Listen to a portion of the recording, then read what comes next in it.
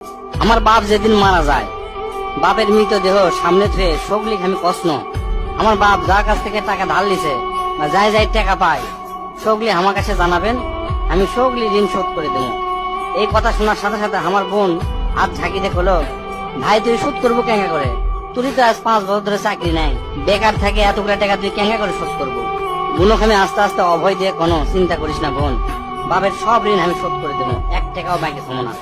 পরের দিন সকালে ঘুমোর থেকে উঠতে না উঠতেই দরজা খুলে দেখি বারান্দার 4-5 জন লোক বসে আছে, পাওনাদার। দেখে আমার গাও ঘামে উঠলো। ওকে কি কমো, আমার মুখের ভাষা আসলো না। রাতটা ঠিক মতো পার হবার দেয়নি, আসে হাজির।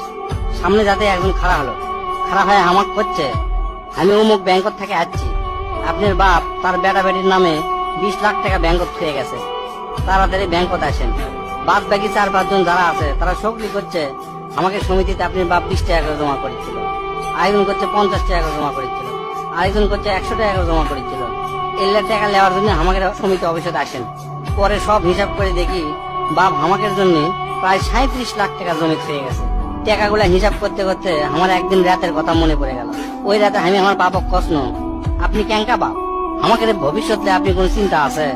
আপনি লাগাতে বাপ আমাকে দরকার নাই, কোনো টাকা পয়সায় দেন না আমাকেও, আমরা চলমো ক্যাঙ্কা করে।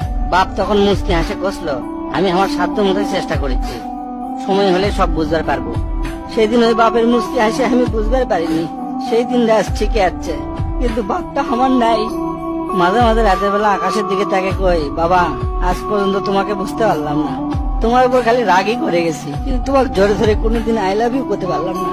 আজ বুঝিচ্ছি কৃষক তুমি 1 শার্ট পরে 3 বছর পার করেছিলা, কৃষক তুমি 1 স্যান্ডেল 32 বার সেলাই করেছিলা, তোমার কাছে ক্ষমা চাওয়ার সময়টাও দিলা না।